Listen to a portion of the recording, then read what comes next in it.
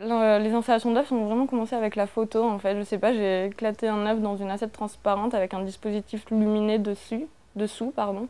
Et ça a fait selon que l'œuf prenait forme au sein de cette assiette transparente et selon la chaleur de la lampe qui est restée longtemps, ça changeait.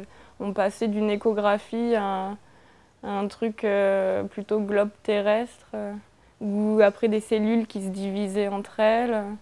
Une cellule d'embryon ou après deux cellules animales qui pourraient se diviser. Enfin, c'était bizarre. Et après, du coup, j'ai continué avec l'œuf pour mes installations comme matière première. Le blanc, quand il se sépare de l'œuf avec la lumière, ça fait des ligaments. Et ça donne un effet à la fois givré, à la fois qui est complètement mouvant, qui va vers une vie, donc qui est changeant et en même temps qui est condamné. Donc c'est assez... Moi, je trouve ça beau.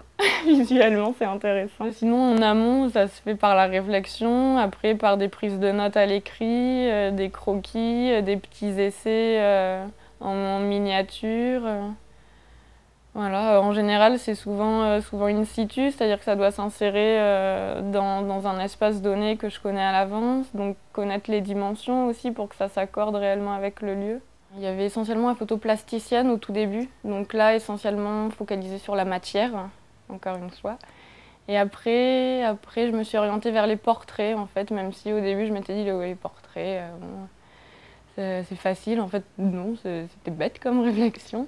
Il y a toujours quelque chose, il y a vraiment quelque chose qui peut réellement sortir d'un portrait, quelque chose qui est pas exprimable au final verbalement, mais quand on regarde un portrait, il peut y avoir quelque chose d'émouvant et de puissant. Ouais. Et là, en ce moment, plutôt la photo minimaliste, où j'essaye de trouver un lien entre la photo et le dessin. Essayer d'aller à un tel point dans la macro ou dans la micro qu'on ne peut pas distinguer l'objet réellement photographié. Et pousser un contraste tel où on ne sait pas du coup si c'est du dessin ou réellement de la photo, quoi. Je suis montée en avion il y a peu de temps, à la hauteur maximale qu'un avion peut aller. Et au sol, c'était le désert avec une route, en fait, sur des étendues et des étendues de sable à perte de vue. Et photographier ça, ça fait un trait noir sur un fond blanc, par exemple. Donc on ne sait pas si c'est ce que c'est réellement au final. Oui, le but de l'art, ça serait et de faire réfléchir et de provoquer des émotions aux spectateurs.